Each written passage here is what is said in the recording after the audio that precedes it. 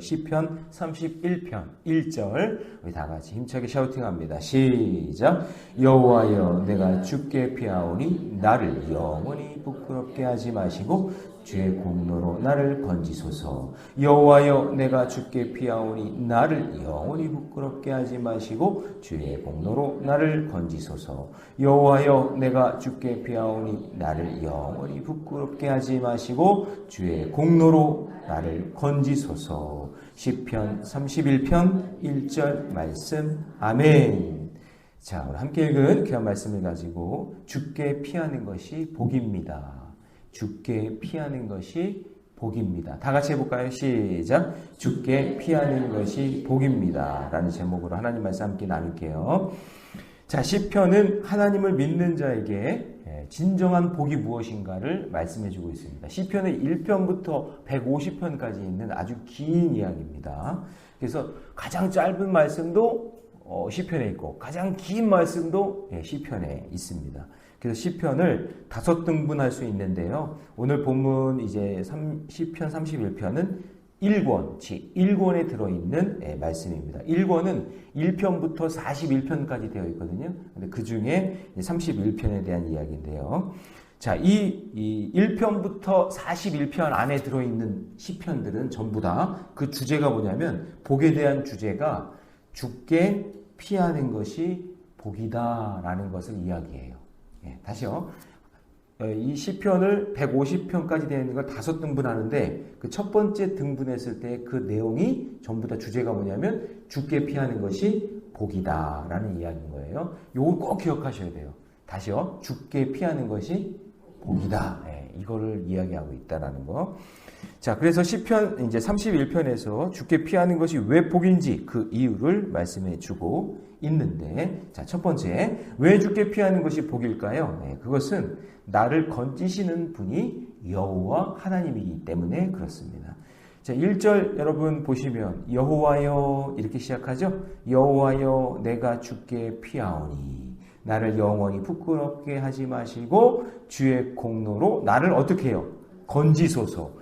여호와여, 그분은 주께 피하는 게 복인데 그 여호와 하나님은 나를 건지시는 분이래요. 자, 2절에 보니까 내게 귀를 기울여 속히 건지시고, 나를 건지신다. 여러분, 건진다는 거를 한번 생각해 볼 때 물에 빠졌는데 내 힘으로 나올 수가 없을 때 누군가의 힘으로 인해서 나를 건져주신다는 거죠. 내 힘으로 나오지 못하는 그 상황 속에 있을 때 누군가가 나를 건져주시면 그러면 내가 나올 수 있잖아요. 그래서 그 여호와라는 이 말이 중요한 표현인데요. 이 여호와라는 말은 창세기서부터 나와요. 창세기 2장 4절부터 나오는데 구약 성경에만 6,000번 이상 나와요. 굉장히 중요한 말이니까 많이 나오겠죠. 근데 그 여호와라는 그러니까 하나님을 이름으로 호칭할 때는 거기에는 의미가 반드시 있는데 여호와라는 그 말은 하나님과 인간이 언약을 맺었다 그 얘기예요. 어떤 언약이냐? 내가 너를 반드시 구원한다. 내가 반드시 너를 건져낸다. 그런 의미가 담겨져 있는 게 여호와예요. 나는 스스로 있는 자다. 내가 너희들을 건져낸다. 내가 너와 나는 관계가 있다. 근데 그 관계가 무엇으로 되어 있느냐? 하나님은 말씀하시는 하나님이잖아요. 그래서 말씀으로 우리 인간과 하나님이 관계가 맺어졌다. 그게 뭐냐? 여호와라는 거예요.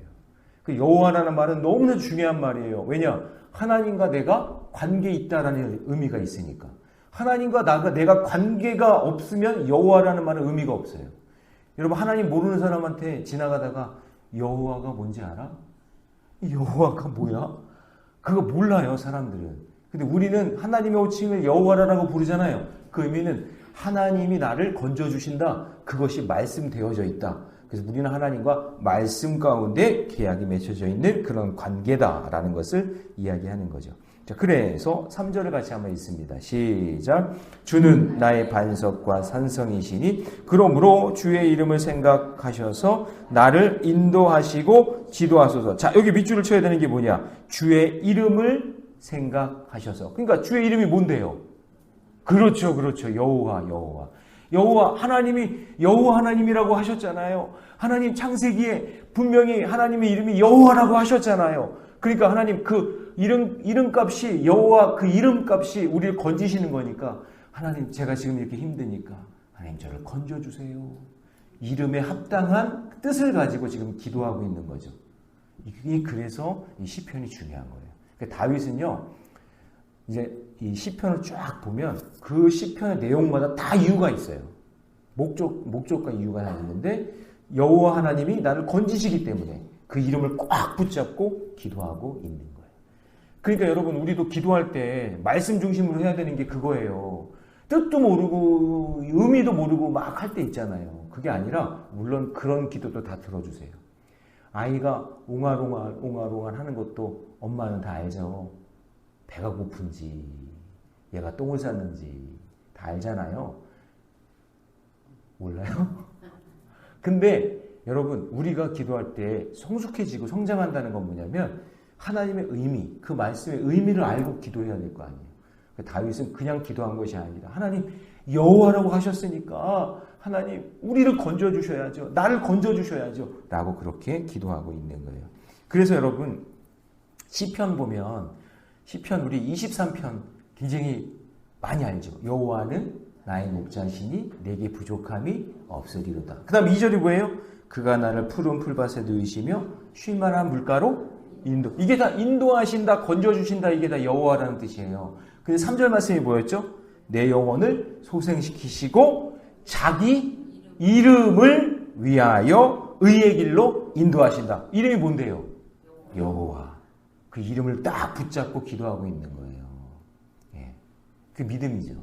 예. 저와 여러분도 그 여호와의 이름, 나를 건져주시는 그분을 붙잡고 죽게 피하는 것이 복이라는 사실을 잊지 마시기 바랍니다. 그래서 여러분 우리가 이렇게 새벽마다 말씀 듣는 거, 기도하는 거, 예배 드리는 게 뭐예요? 죽게 피하고 있는 거예요. 그리고 여호와의 이름을 의지하면서 오늘 나에게 약속하신 말씀 붙잡고 살 테니까 하나님 오늘 하루 나를 건져주세요. 나를 구원해 주세요. 나를 좀 인도해 주세요. 네, 이렇게 기도하는 것이 여호와라는 의미가 담겨져 있는 거예요. 그래서 여러분 항상 여호와 하나님 그리고 말씀을 여러분의 삶에 대입하세요. 자, 여러분 예를 들어 볼게요. 세상 사람들 결혼할 때 결혼식이라고 그러죠. 결혼식이라고 얘기해요. 예수 믿는 사람은 뭐라고 그래요? 결혼 예식이라고 해요. 결혼 예배 이렇게 얘기한단 말이에요. 왜죠? 세상 사람들은 그냥 남자와 여자가 만나서 그냥 사는 게 그게 결혼이지만 우리는 그 결혼 가운데 남자 여자 그 가운데 그 예식 가운데 뭐가 있는 거예요? 여호와 하나님이 계신 거예요.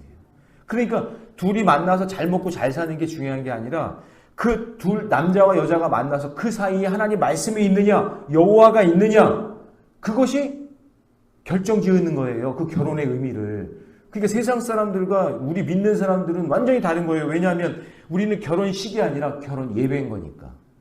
여호와 하나님이 그 가운데 계신 거니까.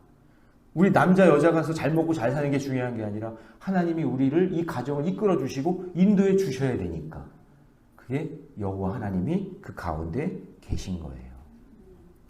그러므로 여러분 나는 고난 가운데 누구의 이름을 부르느냐 이게 중요한 거예요. 누구의 이름을 부르느냐. 여호와 하나님 이 이름을 꼭 기억하시기 바랍니다. 나의 이름과 직분 때문에 누군가를 도운 경험이 있는가? 예. 제가 목사기 때문에 뭐 여러분들은 여러분 회사에서 아니면 여러분의 삶의 자리에서 무슨 역할이 있겠죠. 이름값이 있잖아요. 이름값. 저는 담임 목사로서의 이름값이 있죠. 아, 담임 목사 제가 보니까 아무나 하는 게 아니에요.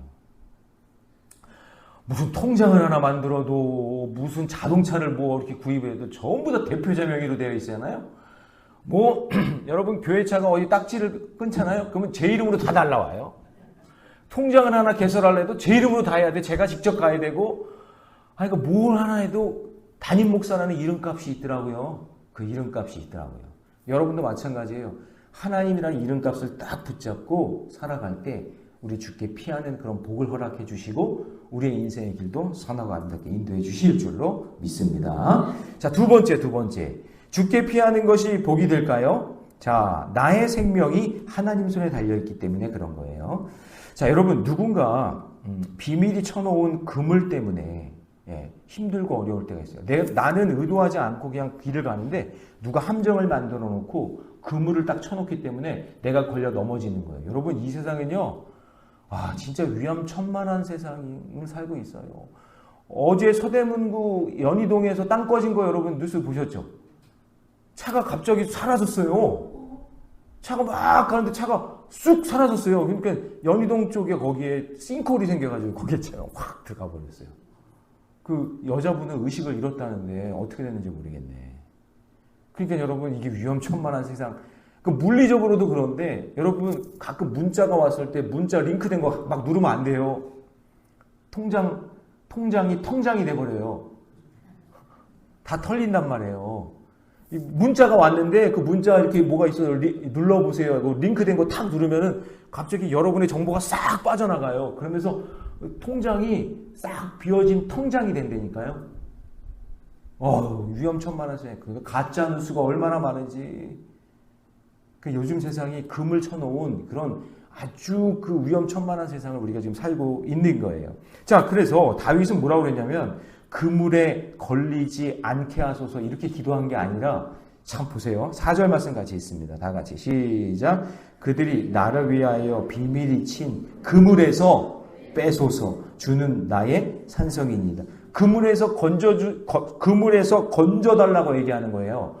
그러니까 나는 이 세상에 쳐놓은 그 함정과 그물에 안 걸릴 수가 없다 그 얘기예요. 이런 말 있잖아요. 털어서 이렇게 잘 알았어요. 많이 터시나 봐요, 여러분들. 그 털어서 먼지 안다는 말이 맞는 말이에요. 우리 다 뼛속까지 죄인이니까.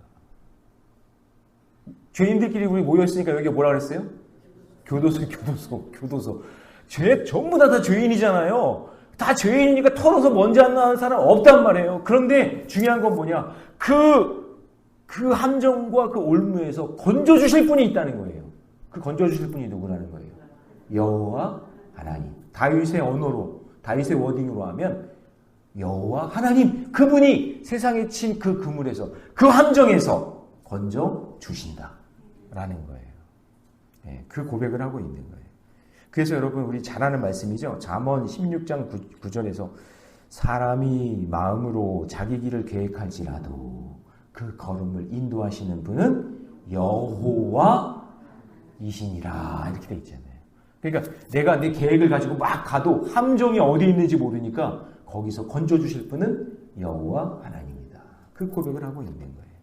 그러므로 여러분 하나님의 도움이 필요하겠죠? 그거를 구하는 기도가 시편 31편 말씀이에요. 그래서 여러분 힘들고 어려울 때 오늘도 여러분 진짜 힘들고 어려울 때 시편 오늘 31편 말씀을 한번 읽어보세요. 여러분들에게 큰 힘과 위로가 될 줄로 믿습니다.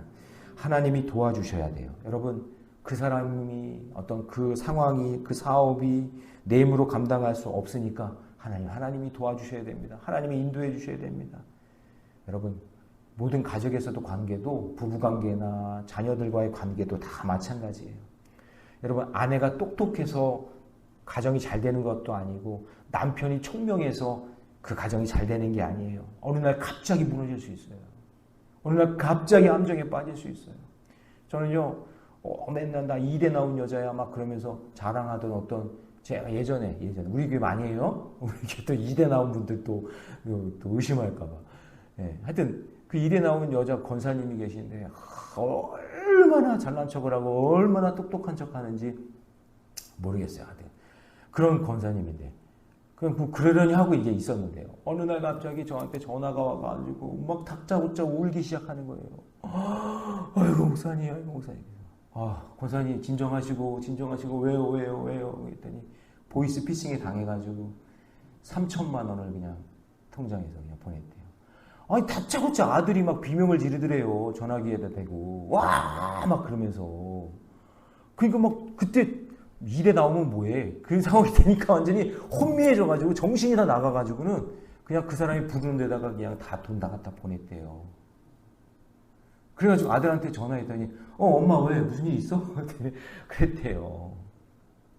그러니까 여러분 이거 똑똑한 척 할 필요도 없고 우리는 그냥 하나님이 건져주셔야 되고 우리 하나님이 인도해 주셔야만 살 수 있으니까 겸손하게 믿음의 길 살면 돼요.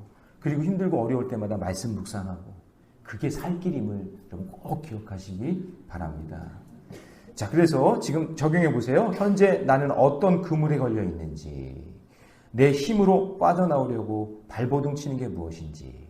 오늘 어제 가정예배 드리면서 애들한테 물어봤더니 정원이가 하는 말이 아빠 저는 공부 그물에 걸려 있어요. 공부 그물. 저한테는 공부가 그물이래요. 하면서 막 얘기하고.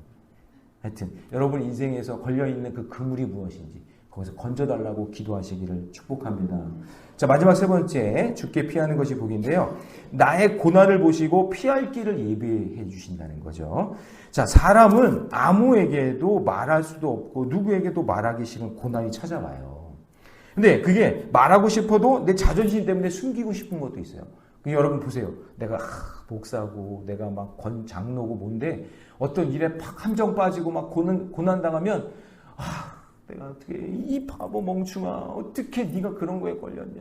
아이고 창피하다 창피해. 스스로 막 그러면서 아무에게도 얘기 안 하고 막 그러려고 해요. 근데 여러분 주님께서는 나의 이 모든 상황을 다 보고 계시잖아요. 그렇죠? 하나님 속일 수 있어요 없어요? 없어요. 자, 7절 말씀 같이 한번 읽어봅니다. 시작. 내가 주의 인자하심을 기뻐하며 즐거워할 것은 주께서 나의 고난을 보시고 환난 중에 있는 내 영혼을 아셨으며. 보시고 다 아세요. 보시고 다 아신단 말이에요.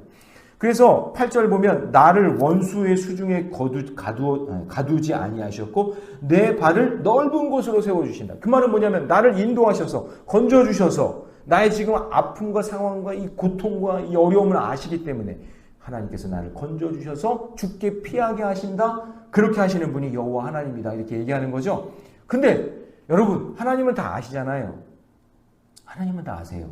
근데 하나님을 의지하지 못하는 사람들은 혼자 그것을 해결하려고 애쓰고 아무한테도 얘기하지 않다가 더 어려움을 당할 수가 있는 거예요. 그래서 여러분 하나님과의 소통하는 게 여러분 이게 아무나 안 돼요. 처음에 신앙생활 하는 사람한테 하나님이 계시잖아. 하나님과 대화해. 하나님과 예배하면서 하나님께 해결하면 돼. 이렇게 얘기해도 안 된단 말이에요. 그게 모르는 사람들은. 그래서 뭐가 필요하냐? 공동체가 필요한 거예요. 소그룹, 속해. 그 모임에서 나는 잘 모르지만 함께 이야기 나누고 내 기도 제목을 함께 나눌 때 그런 것들을 어떻게 극복했는지 어떻게 이기셨는지 하여튼 그런 이야기들을 통해서 내가 살아날 수 있는 길을 열어갈 수 있는 거예요.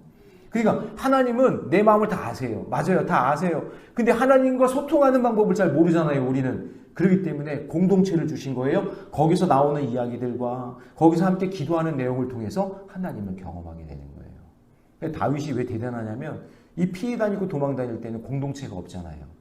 근데 하나님과 그냥 말씀을 붙잡고 기도하면서 자기의 문제와 그런 상황들에 대한 지혜를 얻을 수 있었던 거예요. 예전에 아이들 어렸을 때 친하게 지냈던 친구의 부모와 저희 집사람, 그러니까 그 엄마와 집사람이 이제 친했어요. 근데 그분들은 교회를 안 다녀요. 근데 이렇게 있는데 굉장히 밝고 좋고 아이들도 되게 친하고 코드도 맞아가지고 소통을 잘 지내는데 어느 날 갑자기 슬픈 소식이 전해온 거예요. 그 친구의 아빠가 자살을 했어요. 근데 너무나 안타까운 사연이 뭐냐면은 이 남편이 집안이 뭐 이렇게 가난한 사람도 아니에요. 가난한 사람이 아닌데 말이 말수가 없어. 자기 힘들고 어려운 거를 아내에게라도 얘기해야 되잖아요. 얘기를 안 해요. 회사에서 잘 다니던 회사에서 이렇게 아웃이 됐는데 근데 그 계속 다니는 것처럼 거짓말을 하고 그냥 어떻게 일을 하면서 돈을 벌어서 이렇게 하긴 했는데 그게 계속 될 수가 없잖아요. 근데 그거를 가족이든지 누가든지 공동체든지 가서 신앙이 있으면 교회든지 이렇게 얘기를 하면서 그렇게 할 텐데 그런 거를 못 하는 거예요. 그러니까 너무 괴롭고 힘들다 보니 스스로 목숨을 끊게 됐는데 더 안타까운 건 뭐냐면 그 아내가 제가 이제 목사인 걸 알고 제가 진짜 세상에서 진짜 슬픈 장례식을 치렀어요. 진짜. 담임 목사한테 얘기해서 제가 장례를 치르겠다고 하고 했더니 그렇게 하라고. 그래서 이제 신앙생활을 하게 되긴 했는데 근데 또 안타까운 건 이 남편이 핸드폰이 있는데 여러분 이게 장례 때 운구하려면은 친구들이 와서 이 관을 들어주잖아요. 발이 날 때. 근데 아내가 남편 핸드폰을 보고 울고 있어요. 비밀번호를 몰라가지고 못 여는 거예요. 친구들을 불러야 되는데. 여러분, 저 이게 너무나 안타까운 게 부모와 남편과 아내 사이에 비밀이 있으면 안 돼요. 자녀와 부모 사이에 비밀이 있으면 안 돼요. 다 알고 소통하고 그렇게 살아야 되는 거예요. 아니 내가 힘들고 어려운데 누가 그걸 얘기하겠어요. 누구한테. 얘기할 사람이 아무도 없는 거예요. 그래가지고 그거 SK 가가지고 거기에서 풀어가지고 간신히 친구들 오게 해서 장례를 치렀던 그 기억이 나요. 여러분, 하나님께 부르짖으세요. 내 힘들고 어려운 거 하나님 저 이거 힘들어요. 그리고 신앙 공동체 안에서 힘든 거 얘기하세요. 우리가 이런 걸 위해서 기도하고 이런 것 때문에 모여 있다고. 하나님이 함께 하실 거라고 그렇게 얘기하면 믿음의 길 걸어갈 때 하나님이 그 가운데서 역사하시는 거예요. 자, 여러분 적용 질문 한번 드려볼게요. 나만 겪고 있다고 생각하는 고난이 무엇이에요? 아니에요. 나만 겪는 게 아니라 다 겪어왔고 앞으로도 겪어야 될 일들이니까 오픈해도 돼요. 그리고 하나님이 나를 보시며 아시는 줄 믿냐? 믿어야죠. 하나님이 내 아픔과 고통을 아시니까. 하나님께 고백할 수 있는 그 일들이 있다면 공동체 안에서도 함께 고백해서 그것을 이길 수 있는 우리 건강한 생명을 살리는 건강한 공동체 우리 교회 되기를 주님의 이름으로 축원합니다. 기도하겠습니다. 사랑의 하나님, 주님의 은혜 감사합니다. 죽게 피하는 것이 복이라는 사실을 잊지 않게 하여 주옵소서. 세상의 방법으로, 세상의 노력으로 할 수 있는 것이 아닙니다. 주님, 나를 건지시는 분이 오직 여호와 하나님이라는 것을 깨닫고 나의 생명이 하나님 손에 달려있음을 깨닫고 나의 고난을 보시고 피할 길을 예비하시는 그 주님을 의지하며 살게 하여 주시옵소서. 사랑의 하나님, 우리 새벽의 용사들, 우리 모래내교 모든 성도들이 죽게 피하는 복이 있기를 원합니다. 하나님, 이 땅에 살아가는 사람들 가운데 자기 힘만 믿고 자기만 의지하며 살다가 결국에는 넘어지고 쓰러질 수밖에 없는 인생이라는 걸 깨달을 땐 이미 늦었습니다. 주님, 지금 있는 이 순간부터 하나님께 피할 수 있는 여호와 하나님께 피하는 복이 우리 가운데 있게 하여 주시옵소서. 이 모든 말씀 우리 주 예수님의 이름으로 기도하옵나이다. 아멘.